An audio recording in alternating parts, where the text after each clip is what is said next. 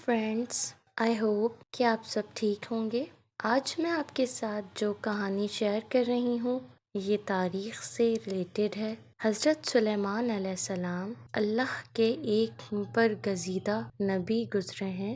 یہ قصہ حضرت سلیمان علیہ السلام سے ہی ریلیٹڈ ہے۔ موجودہ سائنسی دور جدید میں ایسے لوگوں کی کمی نہیں ہے جو کہ جناتوں کے وجود کو نہیں مانتے، باوجود اس کے کہ قرآن مجید میں بھی جنات کا ذکر موجود ہے۔ جنات کی موجودگی کے حوالے سے حضرت سلیمان علیہ السلام اور سغرا جن کا یہ واقعہ قصص الانبیاء میں بھی موجود ہے۔ حضرت سلیمان علیہ السلام کی عادت تھی کہ جب بھی ہوائی ضروری کے لیے جاتے تو اپنی انگوٹھی اتار کر ایک خادمہ کو دے دیتے تھے، کیونکہ اس انگوٹھی پر اسم اعظم لکھا ہوا تھا۔ ایک جن جس کا نام سغرا تھا اس طاق میں رہتا تھا کہ وہ انگوٹھی کسی طرح اس کے قبضے میں آ جائے تاکہ وہ حضرت سلیمان علیہ السلام کی طرح تخت پر بیٹھ کر حکومت کر سکے۔ چنانچہ ایک روز جب حضرت سلیمان علیہ السلام نے انگوٹھی اتار کر خادمہ کو دی اور خود ہوائی ضروری کے لیے چلے گئے تو سغرا جن نے ان کا روپ دھارا اور خادمہ سے انگوٹھی لے کر پہن دی۔ پھر وہ دربار میں چلا گیا۔ دربار میں بھی کسی کو ذرا برابر شک نہ ہوا کہ وہ حضرت سلیمان علیہ السلام نہیں بلکہ سغرا جن ہے۔ دربار میں موجود سارے جنات اور انسان اسی طرح مؤدب کھڑے رہے۔ پرندوں نے بھی اس کے سر پر پروں کا سایہ کیا اور سغرا جن حضرت سلیمان علیہ السلام کی طرح احکام جاری کرنے لگا۔ ادھر جب حضرت سلیمان علیہ السلام نے خادمہ سے انگوٹھی طلب کی تو وہ بولی، انگوٹھی تو خود حضرت سلیمان علیہ السلام لے گئے ہیں، ان کا روپ دھارنے والے تم کون ہو؟ وہ بولے، میں ہی سلیمان بن داؤد ہوں، انگوٹھی تم نے کس کو دی؟ خادمہ پریشان ہو گئی کہ اگر آپ سلیمان بن داؤد ہیں تو بالکل آپ ہی کی شکل و صورت اور چال ڈھال والا وہ کون تھا؟ میں نہیں جانتی۔ حضرت سلیمان خادمہ کی حیرانی اور پریشانی دیکھ کر سمجھ گئے کہ وہ جھوٹ نہیں بول رہی۔ چنانچہ وہ اپنے دربار میں آئے اور سغرا کو تخت نشین دیکھ کر بولے، تو کون ہے اور میرے تخت پر کیسے بیٹھا ہے؟ سغرا بولا، میں سلیمان بن داؤد ہوں اور یہ میرا تخت ہے۔ پھر اس نے چوبدار کو حکم دیا کہ اس بہروپیے اور دیوانے کو نکال دو یہاں سے۔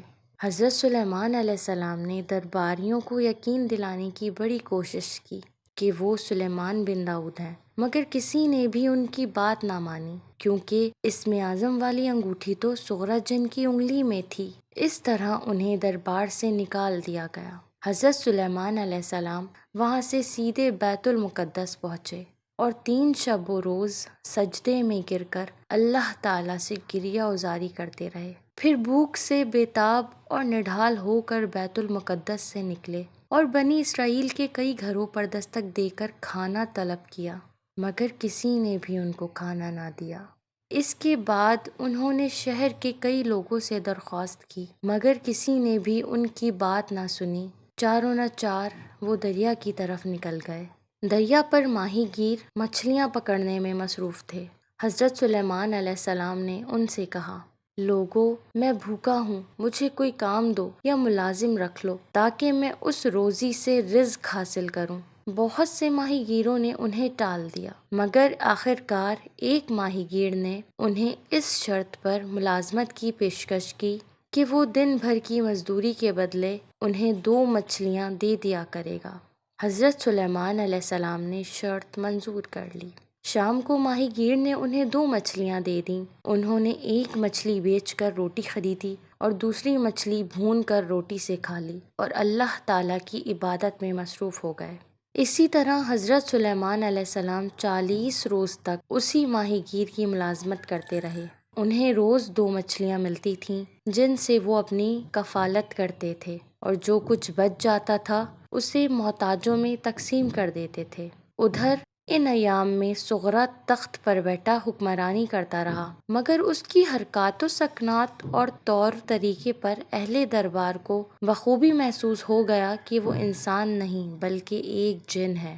حضرت سلیمان علیہ السلام کے دانا وزیر آصف کو تو شروع میں ہی شک ہو گیا تھا کہ وہ انسان نہیں ہے۔ بالآخر 40ویں روز وہ حضرت سلیمان علیہ السلام کی خادمہ یمینہ سے ملا اور اس سے پوچھا کہ رات سلیمان علیہ السلام نے کس بیوی کے ہاں قیام فرمایا تھا؟ وہ بولی، وہ تو 40 روز سے حرم میں تشریف ہی نہیں لا رہے۔ یہ سن کر آصف کو یقین ہو گیا کہ تخت سلیمانی پر بیٹھ کر حکمرانی کرنے والا کوئی انسان نہیں بلکہ ایک جن ہے۔ چنانچہ اس نے 40 تورات خوانوں کو دربار میں بلایا اور انہیں تورات خوانی کا حکم دیا۔ وہ تورات پڑھنے لگے۔ صغرا تورات سنتے ہی تخت سے اٹھ کر بھاگا اور جاتے جاتے حضرت سلیمان علیہ السلام کی اسم اعظم والی انگوٹھی دریا میں پھینک گیا۔ ایک روز حضرت سلیمان علیہ السلام تھک کر دریا کے کنارے لیٹے ہوئے تھے کہ ایک سانپ وہاں سے گزرا۔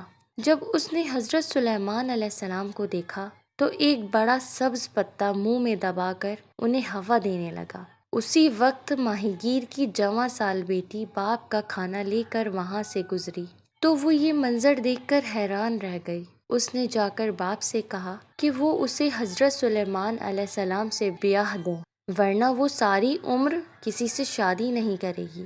باپ بیٹی کی ضد سے مجبور ہو گیا اور حضرت سلیمان علیہ السلام کے پاس پہنچا۔ وہ ابھی تک سو رہے تھے لیکن اس ماہی گیر کی آہٹ سے جاگ گئے۔ ماہی گیر نے ان سے کہا کہ میں چاہتا ہوں تم میری بیٹی سے شادی کر لو۔ آپ نے جواب دیا کہ میں تو تمہارا ملازم ہوں، مجھے اجرت کے طور پر صرف 2 مچھلیاں ملتی ہیں، میں تمہاری بیٹی کا مہر کہاں سے دوں گا اور اسے کیا کھلاؤں گا؟ ماہی گیر بولا، میری بیٹی مہر نہیں چاہتی اور اسے کھانے کو میں دیتا رہوں گا۔